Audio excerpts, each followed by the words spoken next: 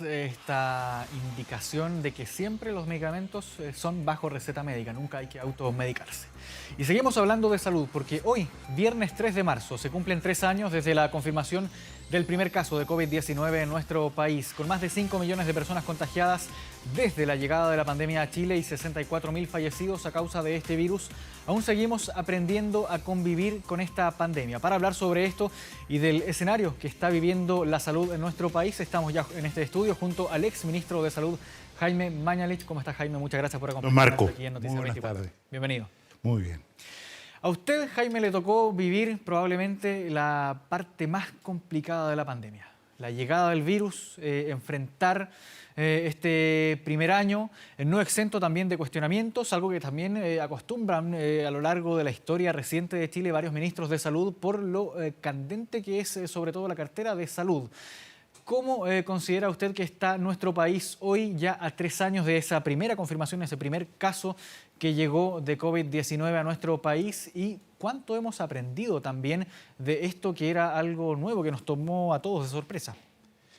Yo creo, Marco, y no quiero ser pesimista en esto, que por el cambio climático, la ruptura de barreras entre ecosistemas, ¿no es cierto?, la destrucción de la selva amazónica, por ejemplo, en América, la posibilidad de que haya cada vez más de estos episodios de pandemia, de infecciones, ¿no es cierto?, de cualquier naturaleza que se traspasan por gérmenes que están habitualmente en animales a seres humanos, por eso se llaman zoonosis, es, insisto, cada vez más probable. De hecho, en este momento, la Organización Mundial de la Salud ha levantado una alerta mundial por la posibilidad de que lo que está ocurriendo con la influenza aviar de las aves, H5N1, se transforme en un nuevo brote pandémico y eso con una tasa de mortalidad, si afecta a humanos, este nuevo agente del 30%, o sea, 30 de cada 100 personas que se enferman porque trabajan en una granja avícola o lo que fuera, se fallece en el tratamiento.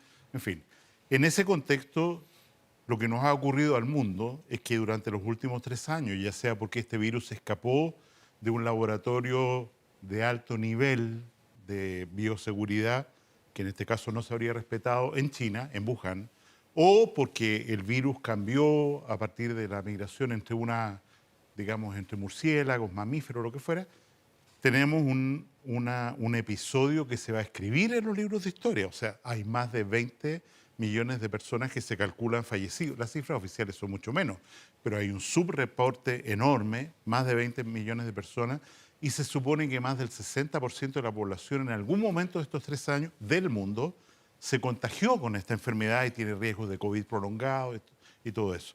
O sea, este es un evento mayúsculo que va a quedar, como digo, en los libros de historia como, digamos, una tremenda infección con secuelas de empobrecimiento, disminución de la calidad de vida, espera de otras enfermedades que no se pudieron atender oportunamente, brechas educacionales muy difíciles de superar.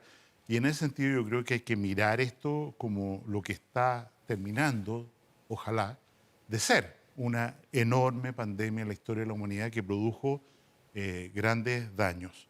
¿Cómo estamos hoy?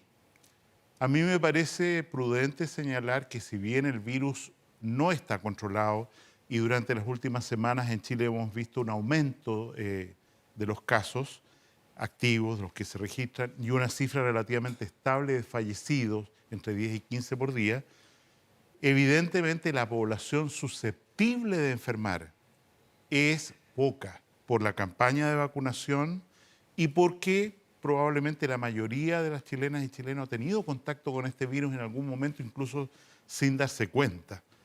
Y en ese contexto lo que uno debería anticipar es que quizás ahora, empezando el año escolar o llegando los fríos, Dios quiera, del invierno, tengamos un aumento de los casos, pero esto no debería traducirse en un aumento preocupante, voy a decir, más allá de lo que hemos previsto respecto a los enfermos graves que van a la UTI, ocupan un respirador y eventualmente fallecen. Ahora, quisiera conocer también su visión respecto a cuánto ha aprendido también el Estado. No hablemos aquí de gobierno porque esto comenzó en el gobierno anterior, ahora estamos en otro gobierno y se mantiene de todas formas esta pandemia, pero la infraestructura pública, la salud pública en general, en un momento de la pandemia se vio bien estresada, un estrés en infraestructura, en capacidad también de reacción de personal, la cantidad de gente que se requirió también para enfrentar esta emergencia sanitaria gravísima que no habíamos visto en la historia reciente al menos. ¿Cuánto se aprendió también a nivel Yo creo que estatal? desde el punto de vista del aumento de la capacidad asistencial, apertura temprana de hospitales que estaban por terminarse, pero que se necesitaban, hospitales de campaña, personas que estaban jubiladas y se incorporaban a trabajar, voluntarios, en fin, yo creo que hay una verdadera epopeya de gente que realmente hizo mucho por sus compatriotas, que merecen nuestro respeto, algunos de ellos incluso sirviendo, fallecieron desgraciadamente por esta pandemia. Y en ese sentido yo creo que la respuesta de Chile, independiente de que somos autoflagelantes, ¿no es cierto?, desde el punto de vista del espíritu ciudadano de ayuda y de los profesionales y trabajadores, fue bastante importante. Las ayudas que el Estado puso, incluidos los retiros, sobre todo el primero, después ya poco justificado, de los fondos previsionales, las ayudas que puso el Estado fueron también muy, muy relevantes. Y en un momento en que nosotros estábamos en una conmoción política mayor después del 18 de octubre, pensar que desde el principios de enero, febrero, pudimos llegar a ciertos acuerdos, comportarnos de una manera relativamente razonable, por supuesto que hay excepciones y alguien que, en fin, hizo cosas que no debía, pero en la línea gruesa uno tiene que reconocer que el Estado chileno, el país Chile, aprendió mucho en un proceso muy difícil de aprendizaje, perdón que repita la palabra, pero el balance final yo creo que todos tenemos que reconocer que es más bien positivo. Y el Estado, me parece hoy día, está mejor preparado para, por ejemplo, algo que fue nuevo, coordinar toda la red asistencial público-privada, hospitales de las Fuerzas Armadas, mutualidad, qué sé yo, en una sola red asistencial para lograr aumentar las capacidades, ser más eficientes y atender a todos los que lo necesitaban. En eso quería profundizar, Jaime, en esta integración entre la red pública y la red privada de salud, algo que si bien no es tan habitual, no hay tanta costumbre, o sí, quizás sí hay costumbre de integrar la red pública y la red privada de salud, pero ahora estábamos bajo un contexto completamente distinto en el que sí se requería una inyección mayor de recursos, reconversión de camas críticas también, reconversión de camas, por ejemplo, UCI pediátricas que se tuvieron también que ir adaptando para esta enfermedad que no conocíamos. ¿Cómo califica usted también esta integración entre el sistema público y el sistema privado de salud aquí en Chile, mirando estos 3 años? La alerta desde que llegó sanitaria que determina, digamos, el Ministerio de Salud, el Ministro de Salud en mi caso, por orden del Presidente de la República, y el estado de excepción constitucional que se dictó en marzo del año 2020, da los instrumentos para efectivamente permitir que ocurra esto, una integración, ¿cómo se hizo? ¿No es cierto? Con un precio acordado y, en fin, y en general con satisfacción de la mayoría de los prestadores privados también por lo que hicieron y porque pudieron pagar sus costos, digamos, sin arruinarse.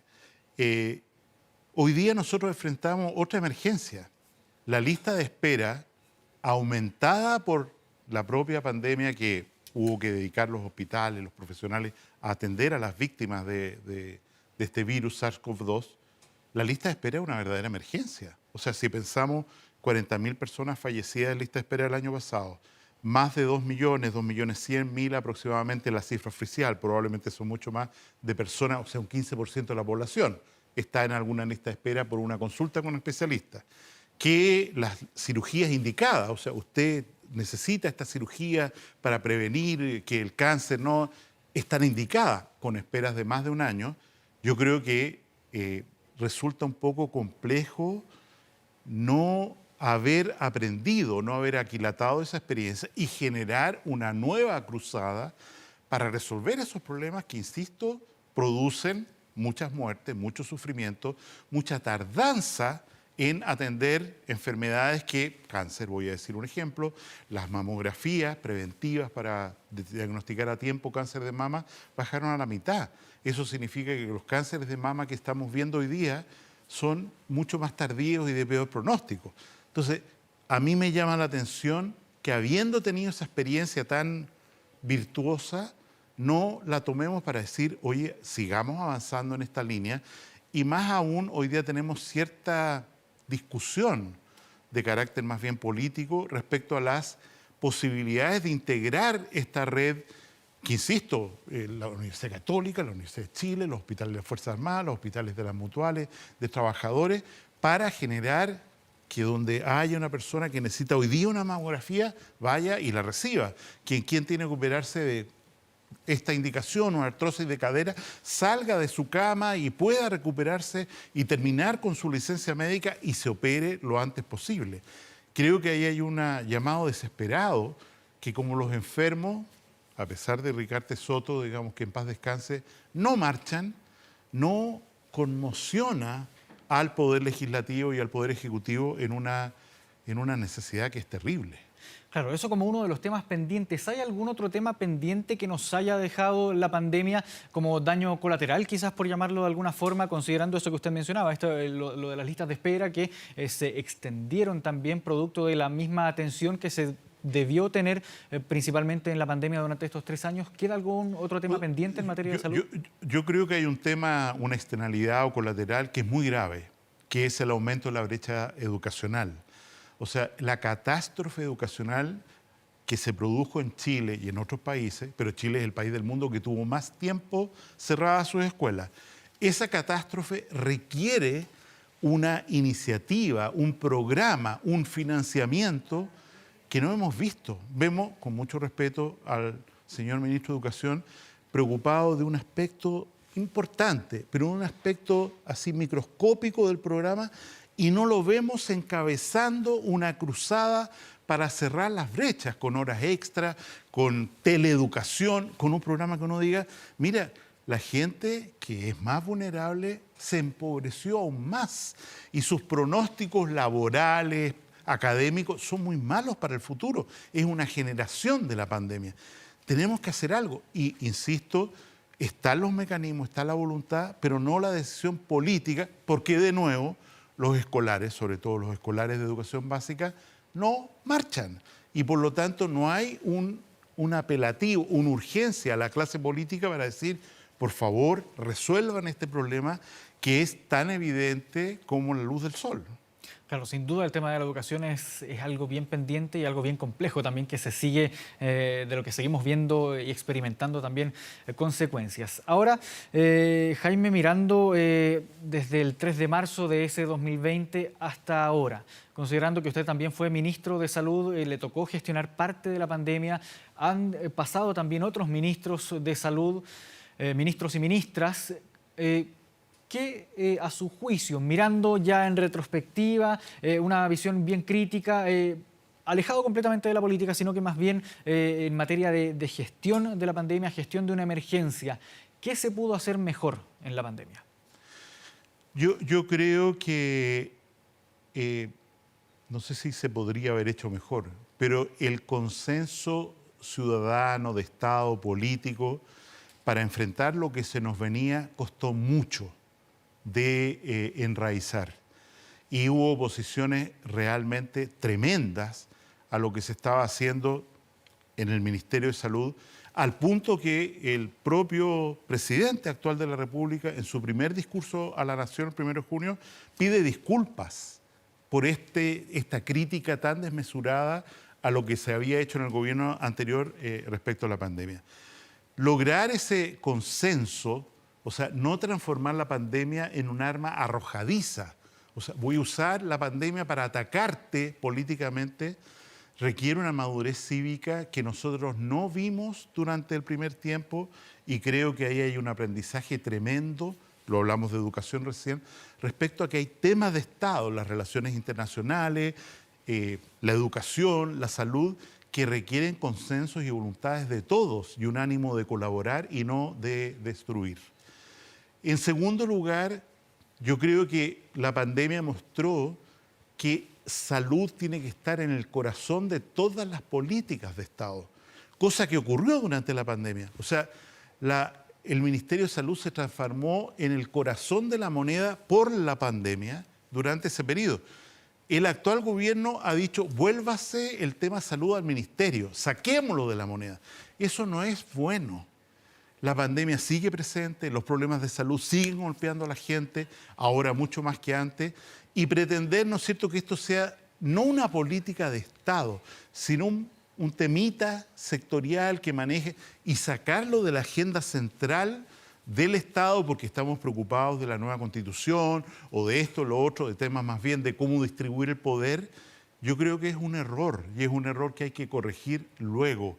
¿Por qué? Porque si no los temas de salud golpean a la ciudadanía de tal manera, como lo hemos hablado, la lista de espera, licencias médicas prolongadas, cesantía, porque estoy enfermo, presentimos, o sea que voy a trabajar, pero voy a trabajar enfermo, entonces rindo mucho menos.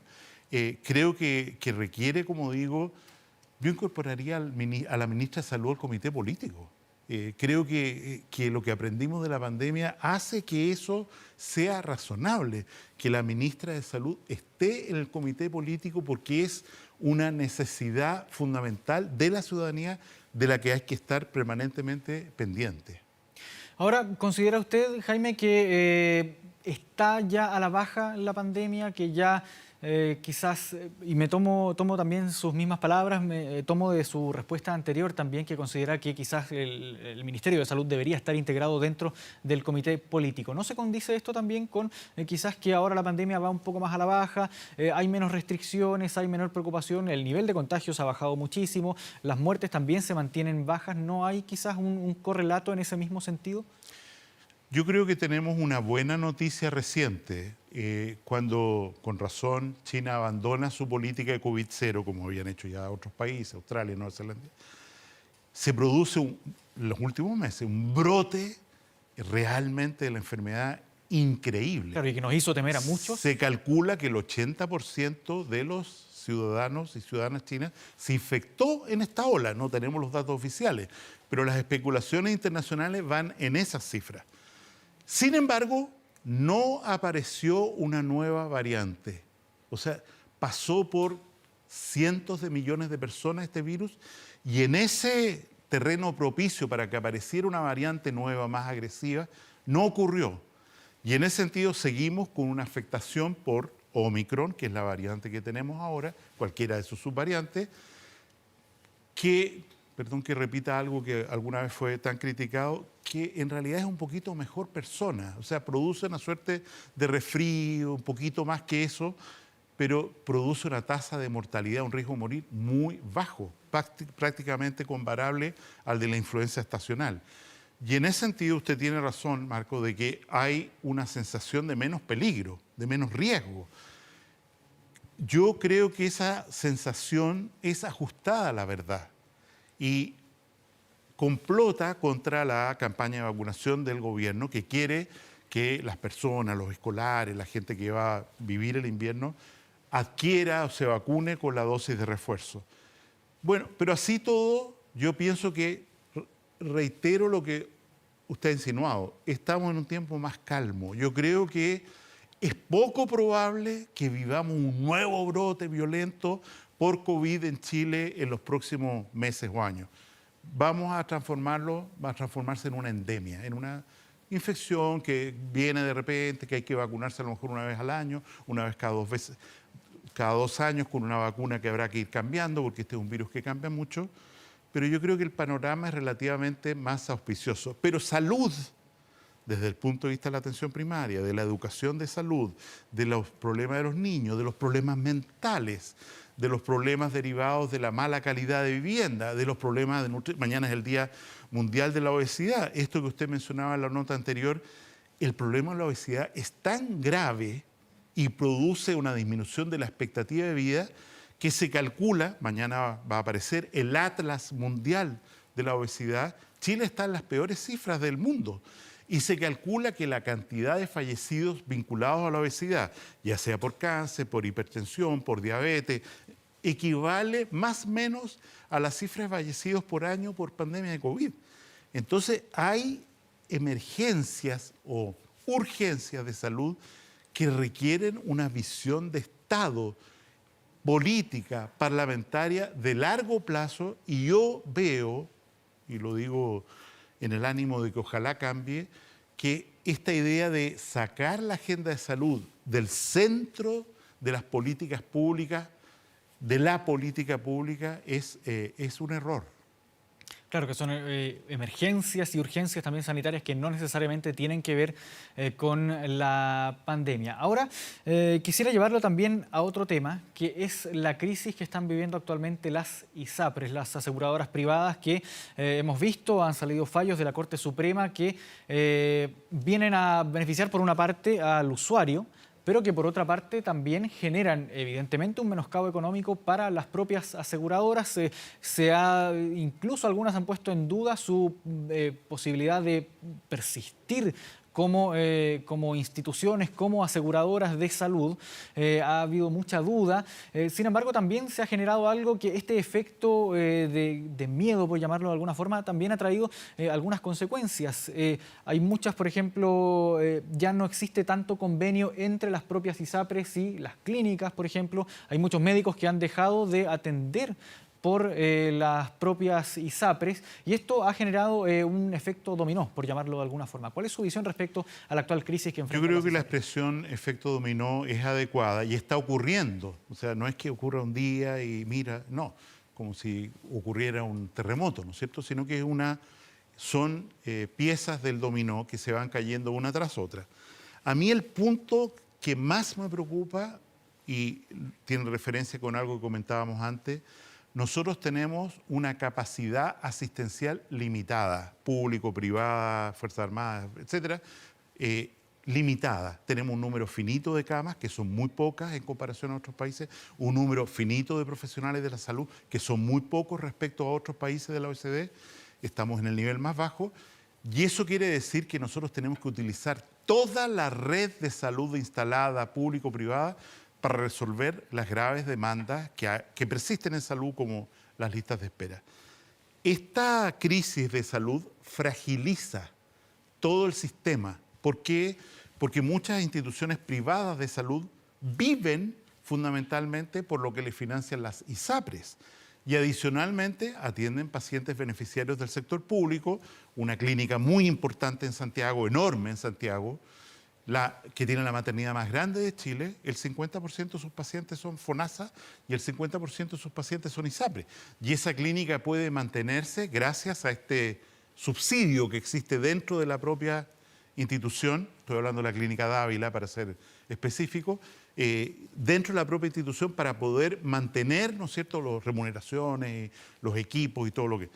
Si se fragiliza el sistema de salud, se produce un menoscabo para todas las personas, y creo que lo primero que hay que proteger es eso, que el sistema tan pequeño proporcionalmente de salud que tenemos, los pocos profesionales que tenemos hoy día, hagamos, ¿no es cierto?, todo lo posible para que sigan actuando, sigan ejerciendo, y las camas que existen sigan. ¿Cómo se logra eso? No lo sé. La discusión política ahí es enorme, pero efectivamente yo creo que el Ministerio de Salud, la Superintendencia de Salud, están con la soga bien al cuello por una circunstancia crucial, y es que tienen que, con un plazo máximo de 6 meses, le ha dado la Corte Suprema, tienen que decirle a las personas, la ISAPRE, sabe, don Marco, nosotros le debemos a usted tanto. Tienen que ejecutar el fallo. Tienen que ejecutar el fallo y decirle a usted, mire, le debemos, voy a inventar cualquier cifra, 1 millón de pesos, de acuerdo a aplicar la tabla de factores nueva, la del año 2020, a la tabla de factores que estamos usando con el precio suyo hoy día. Y eso genera un dinero que usted tiene. Si ocurriera lo contrario, que resulta que por la tabla de factores que aplicaba la ISAPRE, a usted le cobraron de menos lo que le corresponde, el fallo de la Corte Suprema dice que no le pueden subir el precio. O sea, decir, mire usted, un 30% de las personas beneficiarias afiliadas a ISAPRE hoy día se supone que se les cobró de menos, El fallo de la Suprema no puede decir, ¿sabe? Le cobramos de menos. No, el fallo de la Suprema dice, en ningún caso usted le podrá cobrar retrospectivamente más de lo que la persona pagó. Entonces, tenemos que las aseguradoras tienen que, y ayer una aseguradora internacional, Bupa, ¿no es cierto?, con sede en el Reino Unido, reconoció una provisión, o sea, una pérdida probable de X millones de dólares que lo tienen que manifestar en sus estados contables y que significa que llegado el momento esa aseguradora tiene que alguien, trabajadores en el Reino Unido, trabajadores en España, así están constituidos los fondos de esa aseguradora, tienen que dar X millones de dólares para mantener la operación de esa aseguradora en Chile. Eso es muy difícil. Y una vez que se ha materializado, Conadecu sacó una página web el día sábado que dice, mire, calcule usted, es muy fácil calcularlo, ¿eh? O sea, la superintendencia no se ha demorado porque sea difícil calcular. Es extraordinariamente simple cuánto es lo que a cada persona se le ha cobrado de más o injusticia o de menos. Y por lo tanto lo que está haciendo la superintendencia es demorar, porque no tiene un mecanismo que permita que las aseguradoras, ¡pum!, no caigan en dominó, el sistema asistencial no caiga en dominó, las remuneraciones de los profesionales no caigan en dominó, que significa, insisto, una catástrofe política y social de graves proporciones que no sé quién va a ser capaz de comérsela como conflicto, perdón que use esa expresión tan chilena, como conflicto político con la gente reclamando en las calles y pidiendo más financiamiento público, etcétera. Claro, es bien complejo lo que está ocurriendo. Hay una serie de reuniones que por estos días se está sosteniendo el Ministerio de Salud con ex superintendentes durante la jornada de este viernes, durante la próxima semana también con parlamentarios para ver en definitiva qué solución o qué es lo que se va a proponer para intentar Pero llegar yo creo que el alguna solución panorama, Marco, es respecto a oscuro, porque la posibilidad de tener una ley corta que se tramite en el Parlamento lo veo muy difícil. Una ley que se va a etiquetar como de salvataje a las ISAPRES, muy complejo. Y después del dictamen de la Corte Suprema, en realidad las posibilidades de que haga algo administrativamente la superintendencia y diga, mire, si no, no es para... Imposible. El dictamen es absolutamente rígido.